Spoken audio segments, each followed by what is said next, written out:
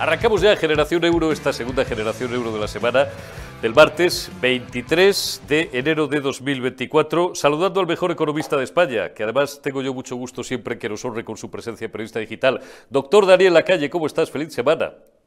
Feliz semana, muy bien, gracias. Gracias por invitarme como siempre. Hombre, es un placer y es un honor el tenerte. Oye, Daniel, es que hay parte del respetable todavía no se ha enterado muy bien del palo del que va la vicepresidenta segunda. Es que esta señora es comunista, Yolanda Díaz, y dice, entre otras muchas cosas, porque como comunista es partidaria, por tanto, de una economía planificada, de una economía ruinosa, ineficiente, que no funciona y que además sobre todo es antipática, que es lo peor, lo que menos gracia me hace a mí por lo menos, que hay que limitar los sueldos de los altos directivos. Tú, por ejemplo, pues oye, ¿quién te crees que eres para intentar, si generas, aunque le generes un valor de cientos o de miles de millones a los fondos de inversión que dirijas o a las compañías que dirijas, tú quién te crees? Ya te tiene que decir Yolanda Díaz el tope de lo que tienes que ganar, Daniel, hombre, que es que claro, nos dan del pie y nos tomamos de la mano.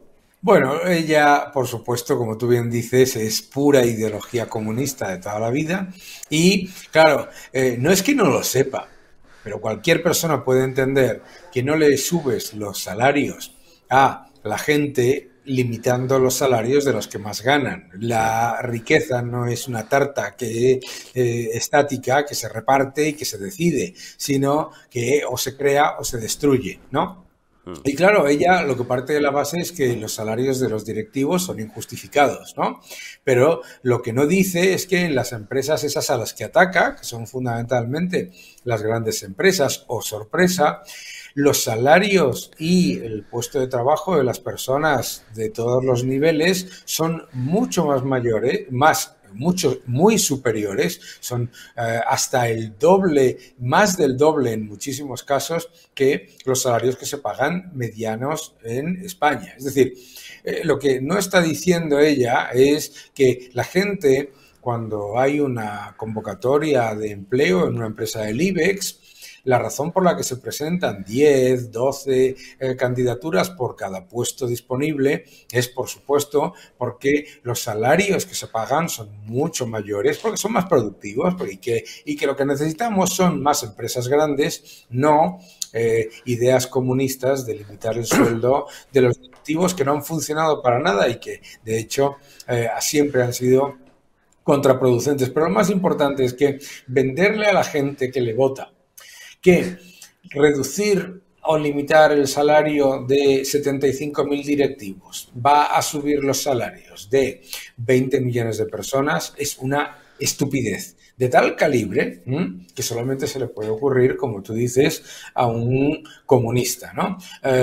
Por supuesto que no, ¿no? Y yo creo que es muy importante que nos demos cuenta que un directivo, el sueldo de un directivo de una gran empresa depende de sus accionistas. Son sus accionistas los que lo validan y lo aceptan y lo valoran por el valor añadido que genera. Desafortunadamente, el salario de los políticos no lo podemos decidir, pero ¿quién gana más con respecto al valor añadido que genera?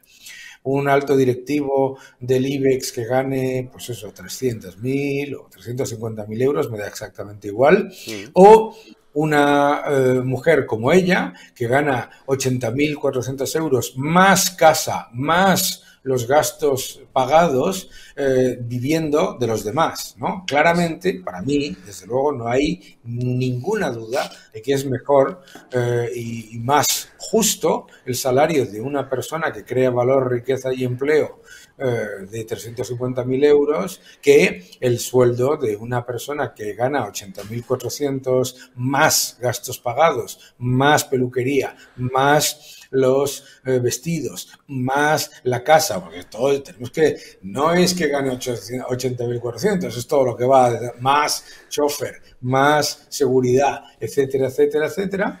Pues obviamente me parece que ella hace un flaco favor a la economía y la persona y el directivo genera valor, crecimiento y empleo y además depende de lo que decidan los accionistas. Ella no tiene nada que decidir ahí. Así es. Y además, también, segundo mensaje para quien crea que los comunistas son mucho más dialogantes que estos peligrosos liberales o que la derecha conservadora, esos peligrosos fascistas y tal.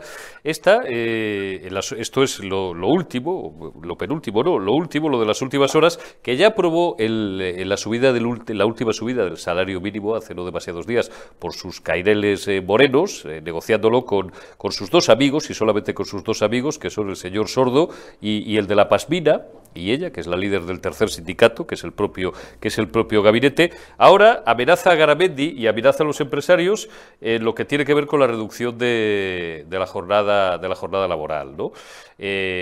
O se sientan y aceptan. No es que se sienten, o aceptan, hay una negociación, o aceptan lo que ella dice, o lo van a aprobar igual. Garamendi, ¿lo toma usted o lo deja? Joder, es que con estos comunistas, Daniel, no se puede hablar, claro. Bueno, pero sobre todo, a ver si nos damos cuenta de una cosa. En España, la jornada media ya es inferior a la que quiere imponer Yolanda Díaz. Y la razón por la que la jornada media es inferior es por la falacia del récord de empleo que nos están contando todos los días, la mentira de una reforma laboral que lo que ha hecho ha sido disfrazar precariedad y disfrazar temporalidad. Pero da exactamente igual. El gran problema, en cualquier caso, como siempre, no es las idioteces que diga una líder comunista que, por otro lado, ante la evidencia de que aparentemente ella sabe exactamente cuánto debe producir una empresa, a qué precio, cuánto debe pagar por los insumos, cuál precio debe poner a los productos que genera y los salarios que tiene que pagar, y sin embargo jamás ha creado una empresa. Es curioso, ¿no? Pues si yo supiese perfectamente, como parece saber ella, exactamente eso, estaba montando empresas todos los días y ganando mucho dinero, claro. Hombre, y estarías forradísimo, y yo además, y vamos, si seríamos legión, decenas de miles, cientos de miles, los que nos mataríamos por trabajar contigo, si tuvieras la piedra filosofal y la gallina de los huevos, la bola de cristal, lo que viene siendo, ¿no? Pues fíjate qué chollo. Oye, Daniel, leo en tu X, antes Twitter, en tu tweet line, leo algunas perlas. Por ejemplo, más empleo público pagado con deuda para disfrazar las malas cifras de empleo. Dice en su cuenta personal, en sus redes sociales, Daniel Lacalle, el gobierno regulariza, entre comillas, a 294.000 funcionarios precarios y eleva la plantilla pública un 11%. Ahí tenéis el tuit de hace unas horas de Daniel Lacalle, acompañado del gráfico correspondiente. Os vais al tuit de Daniel Lacalle y lo veis con atención porque es inequívoco y no deja lugar a dudas. Cada vez más empleados públicos, Daniel, cada vez menos trabajadores privados pagándole el sueldo. Lo hablábamos ayer ya con Borja, con un compañero de la agencia EFE, pagándole el sueldo a los empleados públicos. ¿Qué puede salir mal? ¿Qué puede salir mal? Claro. Esto es lo mejor para crear riqueza, ¿no? Es irónico. Bueno, pero al final, pero es que lo que yo siempre escucho por parte de la gente cuando se les habla de este disfraz del empleo con empleo público es, bueno, pero hacen falta sanitarios, y hacen falta médicos, hacen falta policías. Pero es que si miras los datos empíricos, que nuestro buen amigo José Ramón Rivera los ha puesto en varias ocasiones, ni sanitarios, ni policías, ni nada. Pero además me da exactamente igual, porque un gobierno lo que está es para administrar. Y si lo que tú eres es un Estado masivamente deficitario y que se endeuda todos los días de una manera brutal, con un nivel de deuda neta adicional cada año de más de 55.000 millones de euros y un aumento de deuda de más de 350.000 millones desde que gobierna Sánchez, si lo que quieres es contratar personas para el sector público, tendrás que administrar y reducir gastos por otro lado. Es decir, estos empleados públicos están pagando con deuda. Y el primero o los primeros que deberían estar defendiendo lo que yo digo son los funcionarios de carrera. Así es. ¿Por qué? Porque todos esos médicos, todas esas policías, todas esas personas que están viendo cada día cómo se dispara el empleo público pagado con deuda, yo estaría muy preocupado. porque eso lo que significa es que mi puesto de trabajo, el puesto de trabajo de todos esos funcionarios de carrera que se han ganado su puesto con unas oposiciones, o que son necesarios, etcétera, etcétera, todos ellos les están poniendo en peligro su puesto de trabajo, disfrazando los datos de empleo con empleo público pagado con deuda. A mí, desde luego, pues si yo trabajase en una empresa que es una ruina, como es el Estado español, de endeudamiento y de déficit, y mi salario se paga con deuda, yo estaría preocupado por la sostenibilidad de mi empleo. Por lo tanto, me preocuparía muchísimo que aumentase un 11% el empleo público cuando se está pagando todo eso con una deuda que lo que hace es empobrecer a todos y empeorar la situación de la economía a largo plazo, y a medio y a corto. Está meridianamente claro. Oye, has citado al maestro, a nuestro buen amigo José Ramón Riera. Publica hoy en El Debate, y también lo ha recogido en tus redes sociales, y no te robo más minutos, un artículo que también invito a nuestros amigos a leer. 3 de cada 4 euros de incremento de recaudación los pagan los trabajadores a través del IRPF, del Impuesto a la Renta sobre de las personas físicas. Este gobierno, dice Riera, y insisto, lo recoge La Calle en sus redes sociales, está aprovechando la docilidad de los trabajadores españoles para esquilmar sus bolsillos. Porque esta es otra característica de esta gente. Iba a emplear una palabra muy dura, el rapiñarnos al hurgue, como dice el genial humorista manchego, y cada vez más, hasta que no nos quede ya nada, hasta que nos sacudan por los pies y nos caiga ya lo poco que tenemos de los bolsillos. Bueno, lo que pasa es que Riera dice, ante la docilidad de los ciudadanos, hombre, no tiene ninguna otra opción. Claro. ¿No? Claro, pero inmediatamente ha saltado toda esta patulea de palmeros del gobierno diciendo que si se recauda más por IRPF es porque hay más gente trabajando y ganan más dinero. Bueno, es completa y absolutamente falso. Número 1, el crecimiento del empleo, como hemos mostrado en tantísimas ocasiones, ni las horas trabajadas, ni los datos de afiliación real, porque hay que recordar que en la afiliación que se publica hay 800.000 pluriempleos, etcétera, reflejan un aumento del empleo y de los salarios ni siquiera remotamente cercano al aumento de la recaudación por IRPF, ni de lejos. Estamos hablando de menos de la mitad, ¿sabes? Por lo tanto, además los salarios en España no han subido, los salarios reales en España han caído, ¿no? O sea, es que vuelvo a esto de la narrativa, ¿no? La narrativa, no, hombre, se recauda, y lo decía la propia Montero, ¿no?